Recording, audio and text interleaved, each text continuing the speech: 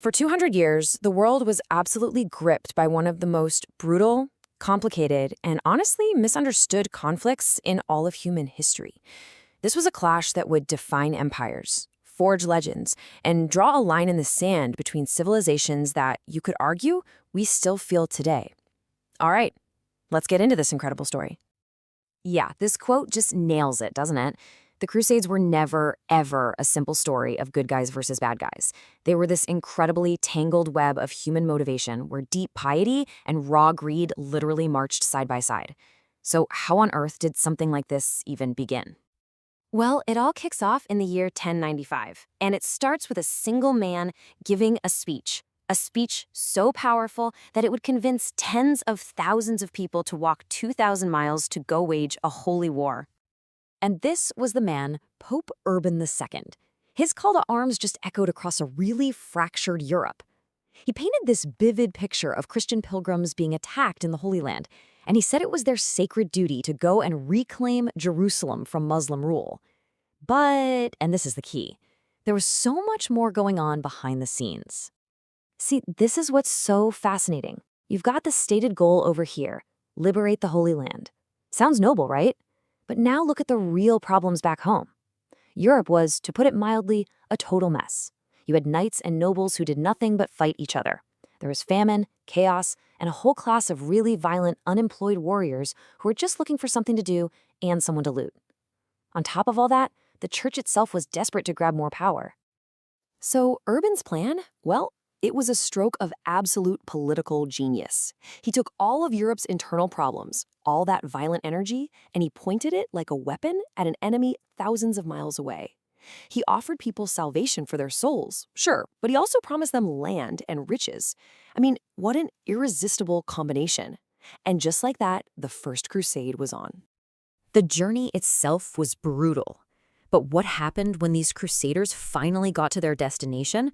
Well, that was something that nobody, maybe not even the Pope himself, could have ever fully predicted.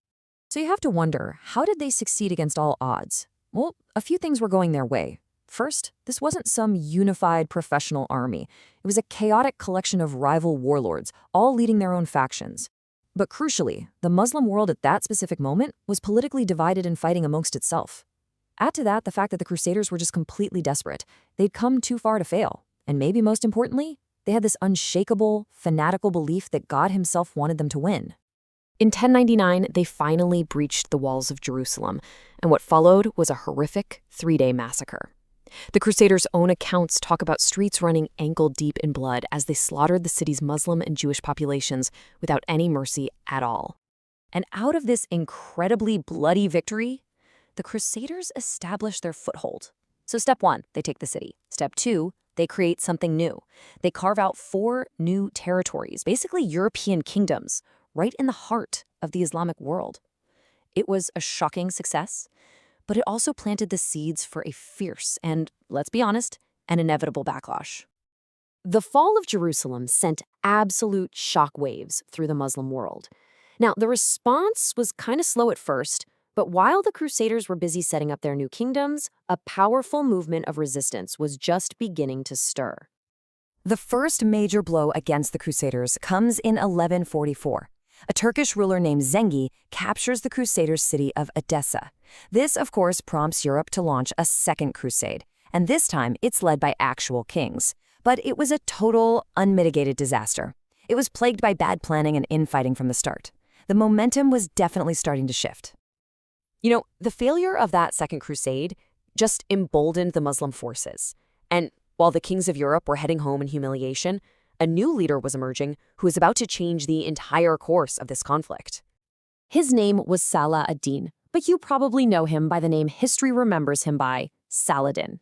He wasn't just a brilliant general, he was also a masterful politician, and he did what nobody else could. He united the rival factions of Egypt and Syria, creating one unified power that could finally, truly challenge the Crusaders head-on.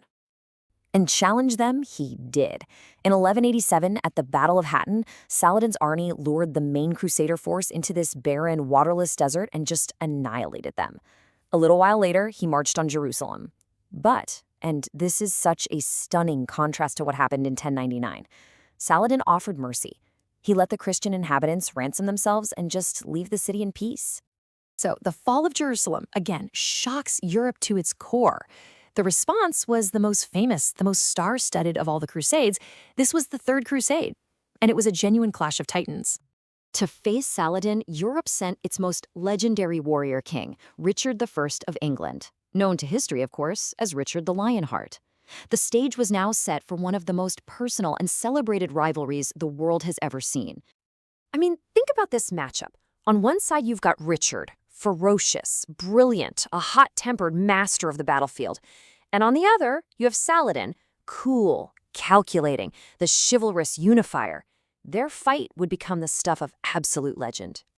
But here's what's so wild. In the middle of all this brutal warfare, a strange, almost profound respect starts to grow between these two men. There are these famous stories of Saladin sending Richard fresh fruit and snow to cool his fever. And when Saladin got sick, Richard offered his own personal doctors. In the end, they basically fought each other to a complete standstill. And since neither of them could land a knockout blow, they did something truly remarkable. They made a deal. The result was this incredibly pragmatic treaty. Jerusalem would stay under Muslim control, but Saladin guaranteed that unarmed Christian pilgrims could come and visit their holy sites safely. It was a compromise born out of total exhaustion and, you have to imagine, mutual respect. After the epic heights of that Third Crusade, the whole crusading movement, it just starts to lose its way. It descends into this series of bizarre, tragic, and ultimately doomed expeditions. This is where things get really weird. The Fourth Crusade, they didn't even make it to the Holy Land. They got sidetracked and ended up sacking the biggest Christian city in the world, Constantinople. Then you had the tragic Children's Crusade, where thousands of kids ended up being sold into slavery. The later Crusades just kind of fizzled out, until finally, in 1291, the last Crusader city, Acre, falls. And that's it. The Crusades are over. So after all that, what's the big takeaway? Well, this really breaks it down. The Crusades were not a simple story of good versus evil. They weren't purely religious, they were also deeply political and economic, and they were definitely not a clear victory for either side. What they were was a complex, deeply human, and ultimately tragic chapter in our shared history. And yet, their legacy is just immense. This 200-year conflict fundamentally redrew the map of the world. It changed everything, from trade routes and architecture to the very ideas that people had about each other. It created wounds and forged connections between the Christian West and the Islamic East that are still resonating today. Which leaves us with this final, haunting question. It's really the central tragedy of the Crusades and so many conflicts since. When every side is absolutely convinced that God is on their side, who is it that truly wins?